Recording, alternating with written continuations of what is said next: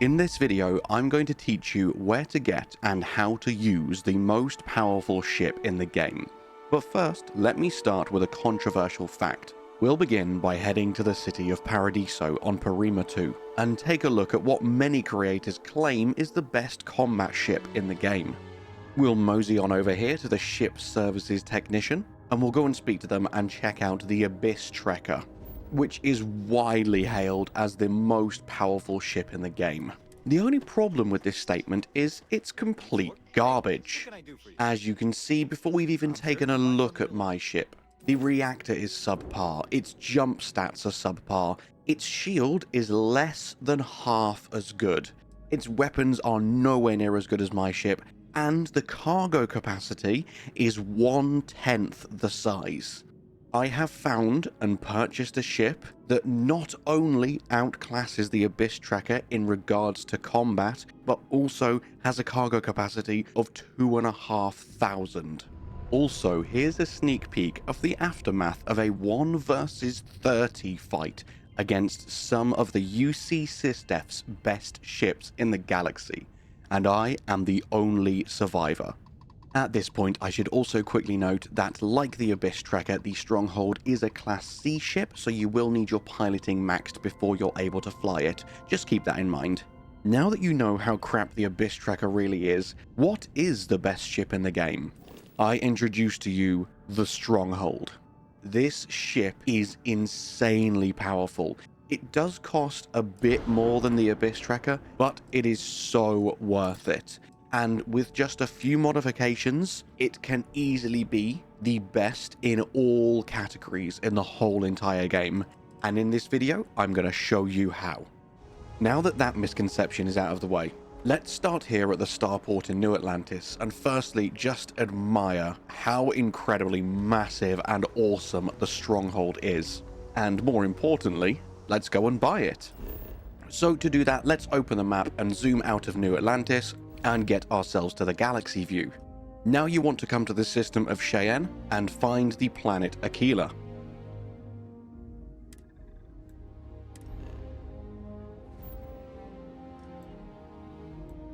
Once you've landed in Aquila City, you'll see there isn't a ship services technician walking around as there is with most of them.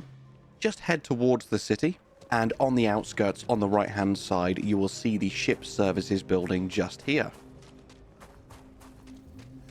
Now, if we have a look at what ships he has for sale, you will see that one of them is in fact the Stronghold. This only costs a few thousand more credits than the Abyss Trekker. And not only is it twice as tanky with a far bigger reactor, but it can also really hold its own in combat, and that cargo capacity is amazing. Now, you may be looking at this thinking these stats aren't quite as good as the ones I was showing you on my ship. I have made some very minor modifications that have drastically improved the performance of this ship in all aspects, and I shall spend the next few minutes talking you through how to do that right now.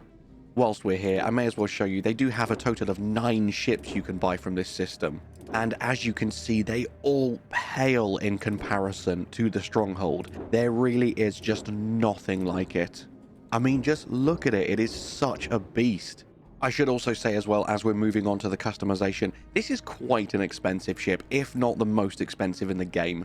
So if you are low on credits, do go and check my top 16 tips guide as well, because that will teach you how to make loads of money, along with many other helpful hints and tips.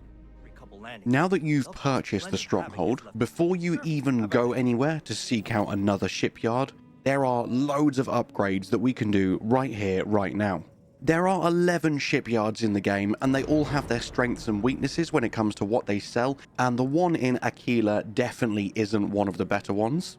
But there is one thing in specific we can purchase here, and that is the Supernova 2000 engine.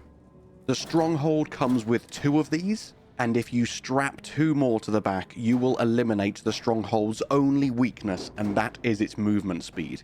Yes, it will become very power hungry and the equip power for the engines will be maxed out, but I will show you the ship in combat and show you exactly how to efficiently manage your power in just a few minutes once we've finished upgrading it. So we'll go ahead and stick 2 more engines on to make this not only one of the biggest, but also one of the fastest ships in the galaxy. And as you're already here in the upgrade screen, one thing I wanted to show you to make upgrading far easier for yourself, as you're just hovering your cursor around different parts of your spaceship, on certain parts you will see this white circle appear. Hover over it and press G on the keyboard, and this will show you which modules can be attached to this specific part. And that makes things far easier than scrolling through the entire menu, finding the part you want, and then trying to figure out where you can place it. And as we're messing around with parts and placements, you will probably have already noticed that the Stronghold initially only comes with 2 weapons. So now is a fantastic time to add a third.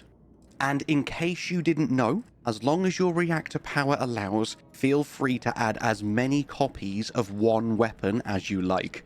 I like to have 2 of each, because even though it will double the reactor power usage, it also doubles the damage output. On top of that, I actually love to go for turret weapons. You don't have as much control over them because you can't fire them manually, but they tend to be very efficient and devastating even at long ranges. My absolute favorite is the PBO 300 Auto Alpha turret. And on that note, let's head over to Deimos so I can show you where to get some of the absolute best weapons. Back on the Galaxy Star map, this time you want to head to Sol, and positioned just off Mars you will find the Deimos Star Yard. This is quite possibly the best of the 11 star yards in the game, offering some fantastic ships at reasonable prices, and lots of really good parts for sale as well. Sounds like I'm doing a marketing advert for them, doesn't it? Come to Deimos, we offer the best starships in all the galaxy. Anyway, there is 2 reasons that we are at the Deimos Star Yard. Firstly, I wanted to show you the Aegis, and this was my first combat ship. If you can't quite afford the 300,000 to 400,000 credit expense of the Stronghold yet, then the Aegis is definitely the one for you. This is a really good middle ground ship to help protect you as you're traveling around. Its cargo capacity is very low, though you can very easily add a few cargo modules to it. But primarily, I just wanted to show you that this is a great middle-of-the-road ship that will help to get you through the game before you can afford the Stronghold. And considering that the Deimos Star Yard is so good, it's surprising that it's so accessible and close to the starter area. Which means that it's great for coming back and upgrading your ships, which is exactly what we're going to do now. So, as I already mentioned, make sure you've got them 4 Supernova 2000 engines on the back of your ship. Though I should have pointed out, as you can see down the bottom left, you do need Starship Design Rank 1. Though you will definitely have enough levels and skill points to unlock that by the time you're at the point where you can buy this ship. And next, the primary reason we're here is to upgrade our weapons. We actually already have 2 of the 3 that I strongly advise. This missile launcher, the ATL, or the ATL, don't know how it's pronounced, but the ATL 270C missile launcher is insanely powerful and has one of the highest ranges of any weapon in the game. 2 of these will eat through an enemy ship, both their shields and their hull, in a matter of seconds. And the really good thing about this weapon in particular being your heavy hitter is it's the only one that you'll be controlling manually, so you can save the ammo for the really big targets. Next up, as I already mentioned, the PBO 300 Auto Alpha turret is fantastic. Again, another really long-ranged weapon, and you will see because of the fact that it's a turret, it will start to annihilate your enemies before you even see them. It is fantastic. And finally, the Dragon 261 SX laser turrets don't have enough range for me. So to keep in line with a nice even damage split, and to ensure our ship can attack from range because we are going to be very slow in fights, we're going to switch out to the Disruptor 3340A Auto Alpha turret. This is going to act incredibly similarly to the PBO 300, with slightly less damage but slightly more range. And the 2 of these will be able to track our enemies, hunt them down, and strip their shields so quickly. And with this, that pretty much is all of the necessary tweaks that I'd advise you do to the Stronghold.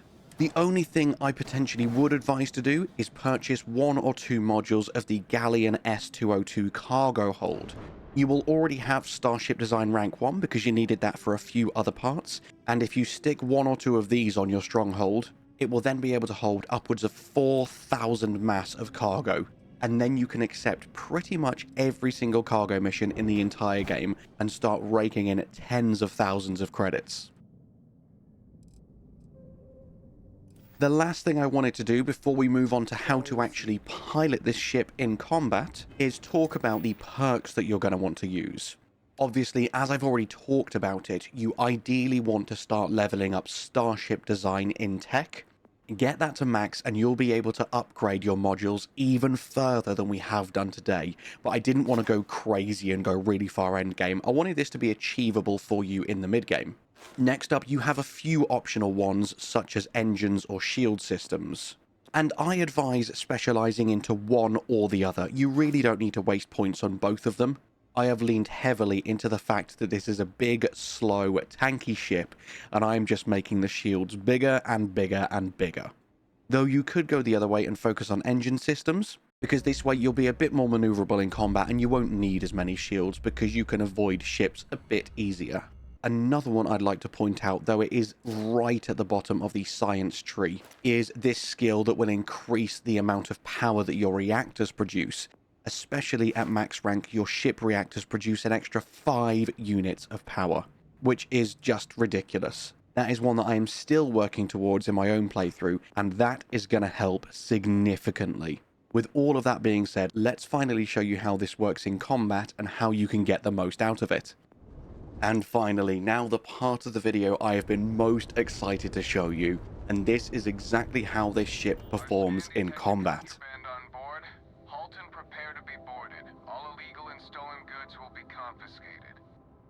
You're on the wanted list. Halt and prepare to be boarded, or we will be forced to open fire.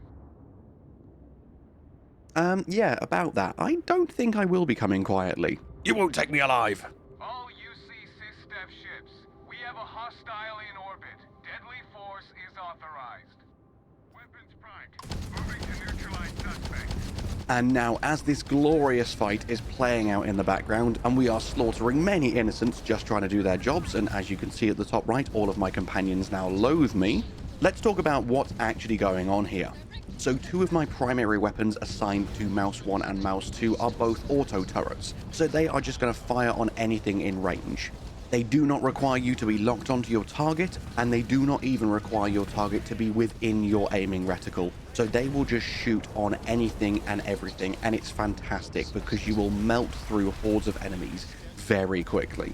And then my third weapon, the ace in the hole, is of course my missile launchers.